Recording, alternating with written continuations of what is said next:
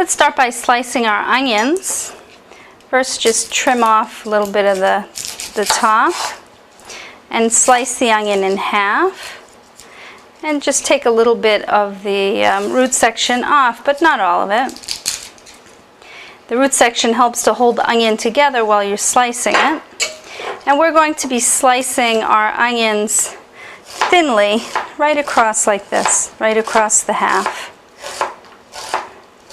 And it's good when you're slicing, use a nice heavy knife. And I like to hold my knife like this for stability. You hold it however it feels comfortable in your hand. And so let me finish this onion and I'll show you. Let's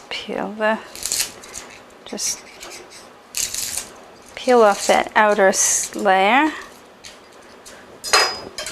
Now when you are slicing an onion, you want to curl your fingers like this so that you don't cut your fingers off. If you've got your fingers like this, there's a possibility of cutting your fingers. Here, the knife blade will hit your knuckles before your fingers. And it gives you, to hold your hand like a claw, gives you good stability on the board. And you always slice with the knife moving. Don't just use pressure down. It makes you work too hard.